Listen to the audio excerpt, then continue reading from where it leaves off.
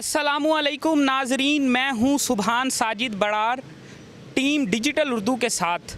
और आज हम मौजूद हैं फैसलाबाद के एक मशहूर म्यूज़ियम लायलपुर म्यूज़ियम में। 2009 में शुरू किया जाने वाला ये लायलपुर म्यूज़ियम जो 2013 को तकरीबन पाया तकमील को पहुंचा, जिसमें फ़िरंगी दौर, सिख दौर और सांदलबार की तारीख़ी और समाजी अशिया के साथ आम आवाम के लिए खोल दिया गया। ये सिटी फैसलाबाद का नक्शा है। घंटा घर समेत 8 बाज़ार आते हैं इसमें, जिसको बड़ी खूबसूरती के साथ लकड़ी पर बनाया गया है। 10 गैलरियों पर मुश्तमिल ये खूबसूरत म्यूज़ियम, जहाँ पर सकाफ़ती, तहज़ीबी, तारीख़ी और देहाती मनाजिर को बहुत खूबसूरत अंदाज़ में हमें दिखाया जाता है। आइए देखते हैं उन खूबसूरत मनाजिर को।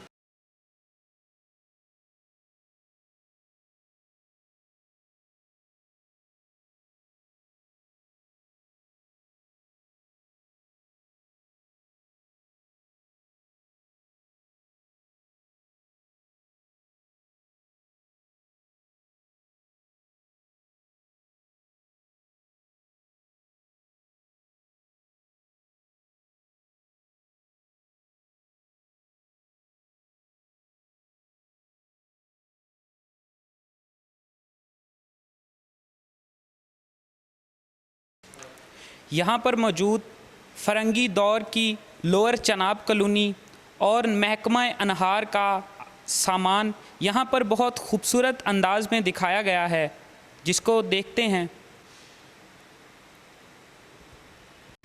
अरफा करीम रंधावा, जिनका ताल्लुक़ फ़ैसलाबाद से है, और उनके इस्तेमाल की तमाम अशिया यहाँ पर मौजूद हैं। उनके नाम से एक गैलरी भी रखी गई है यहाँ पर कि उन्होंने जो अशिया इस्तेमाल करती थीं, उन्होंने बहुत ही कम उम्री में माइक्रोसॉफ्ट में अपना नाम चमकाया। ना सिर्फ अपना नाम चमकाया बल्कि फ़ैसलाबाद शहर और पाकिस्तान का भी नाम रोशन किया। ये हैं जी अरफा करीम के मेडल्स, कंप्यूटर, एक अदद कैलकुलेटर और वो तमाम अशिया जो वो इस्तेमाल किया करती थी। सर गंगाराम के दौर की बनाई गई ये घोड़ा ट्रेन, जिसका मॉडल यहाँ पर मौजूद है। हमारे साथ मौजूद हैं साजिद साहब, इंचार्ज लायलपुर म्यूज़ियम।